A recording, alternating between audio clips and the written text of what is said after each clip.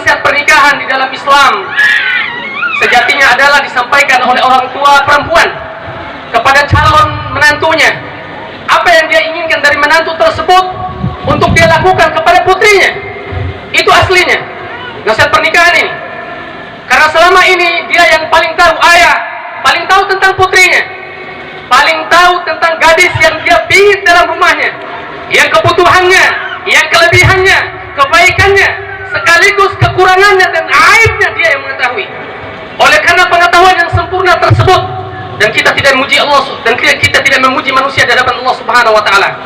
Karena pengetahuan tersebut, ketika dia berhadapan dengan calon menantunya, dia inginkan apa yang dia ketahui tersebut, sekaligus cara menyikapi untuk putrinya yang sudah dia amalkan dan sudah dia lakukan selama hidupnya. Cara itu pula yang dia ingin wanti-wantikan kepada calon menantunya.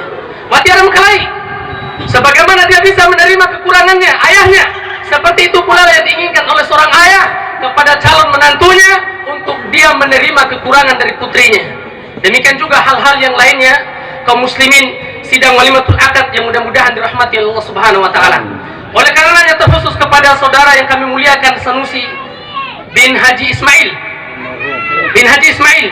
rahimahullah, kini kai Heram SAK menggantikan posisi dan amanat yang besar yang disampaikan oleh kakanda yang kami cintai karena Allah, Kakak Hairun Ededu, mewakili beliau dalam menyampaikan keinginan hatinya lebih dan kurang watium kesama ader fikidou. Akan tetapi sebagaimana umumnya kebaikan dicintai oleh semua manusia, seperti itu pula keinginan kebaikan tersebut berdiri untuk kemudian mudah-mudahan Allah Subhanahu wa taala menjadikan telingamu, perasaanmu, kecerdasanmu untuk mendengar dan memahami, sehingga engkau bisa menyikapi dan mengamalkannya nanti di tengah kehidupan engkau bersama dengan putri yang insya Allah akan diserahkan oleh walinya kepadamu. Oleh karena kami wasiatkan kepada dirimu, saudara yang kami muliakan, Sanusi bin Haji Ismail rahimahullah, agar engkau bertakwa kepada Allah Subhanahu wa taala. Yang pertama. Yang kedua, kami wasiatkan pula dirimu agar berhati-hati dengan syariat Allah Subhanahu wa taala yang 5, yang rukun Islam, yang Allah Subhanahu wa taala pasti dengan kelima hal tersebut akan menunggumu dengan pertanyaan yang engkau bisa menjawab. Kalau engkau bisa menjawabnya, engkau akan selamat, dan kalau engkau luput dari jawabannya, engkau akan binasa. Nasihat ini untuk dirimu yang kemudian kewajiban bagimu untuk berdakwah, menyampaikan perkara tersebut kepada calon istrimu, kepada istrimu yang nantinya akan mendampingi kehidupan engkau di masa yang akan datang.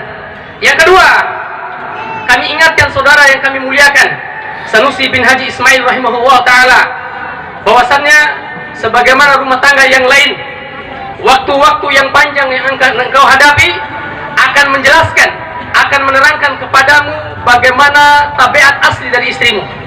Kondisi bawa ura sabura, 2 ura, baru patah pada belum.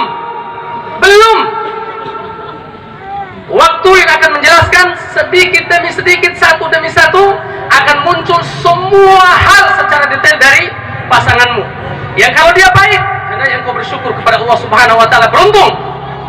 Kalau dia baik, engkau ridhoi, engkau senangi, maka engkau bersyukur kepada Allah Subhanahu wa taala.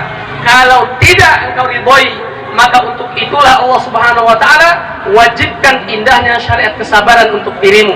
Ini yang kedua.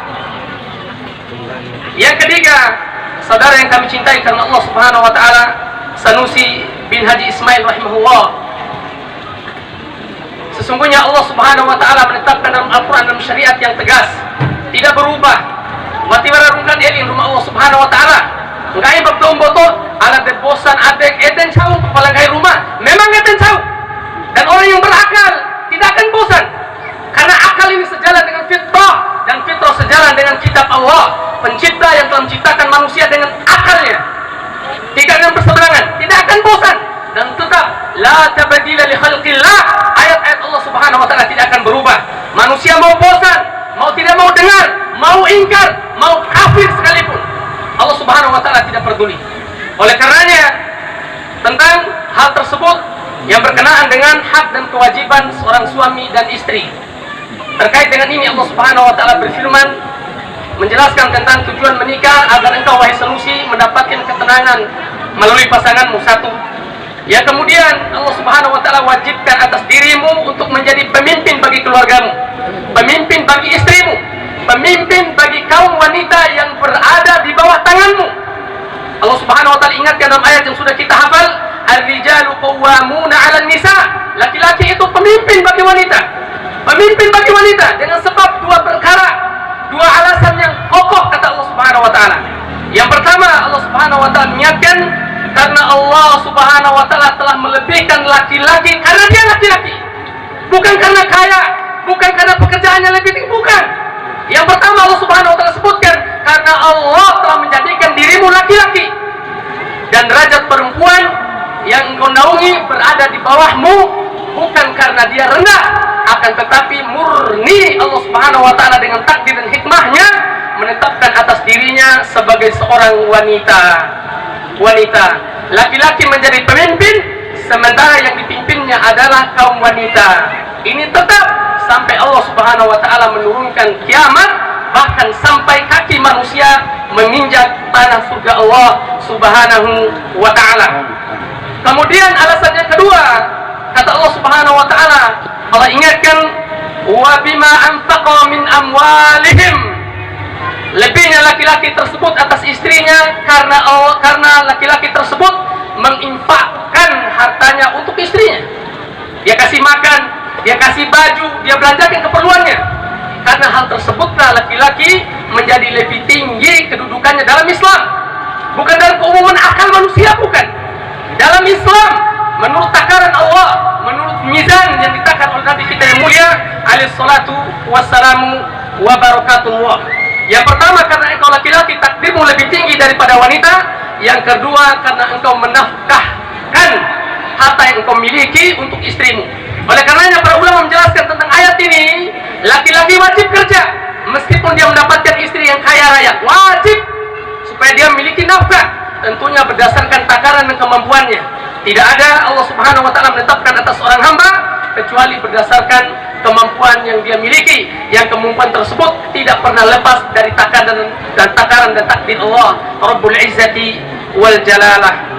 Kemudian Allah Subhanahu wa taala mengingatkan kita dalam sebuah ayat tentang keseimbangan hak dan kewajiban antara suami dan istri.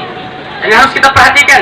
Allah Subhanahu wa taala berfirman tentang wanita, walahunna mithlul ladzi 'alaihinna bil ma'ruf. Wanita itu haknya yang harus dia ambil, yang harus dia tagih, yang harus dia minta dari suaminya seimbang dengan kewajibannya, seimbang dengan kewajiban dan pelayanan yang dia berikan kepada laki-laki tersebut. Walir rijal, dan juga kepada seorang suami, kata Allah Subhanahu wa taala, alaihinna darajah, haknya lebih besar karena juga kewajibannya lebih tinggi, lebih berat, haknya lebih besar mengikuti atau berimbang dengan kewajiban yang dia berikan kepada keluarga itu.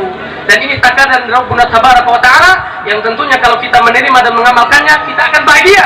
Sebagaimana Allah Subhanahu wa Ta'ala menegaskan dalam Al-Quran, Allah Subhanahu wa Ta'ala mengatakan, walladzina amanu wa amilus salihati tuba lahum wa husnu ma'ab. Allah Subhanahu wa Ta'ala menegaskan untuk kita ingat semuanya, ikhwani fiddin. Kata Allah, adapun orang-orang yang beriman, laki-laki dan wanita, adapun orang-orang yang beriman, apakah sampai beriman? Tidak. Beramal dengan amal yang soleh. Kemudian Allah Subhanahu wa Ta'ala kabarkan, tuba lahum, kebahagiaan untuk mereka. Para ulama menafsirkan kebahagiaan di sini utamanya adalah kebahagiaan yang disegerakan di dunia. Tahu meribukan dunia, udahi berumah Allah Subhanahu wa Ta'ala. Kenapa alasannya demikian?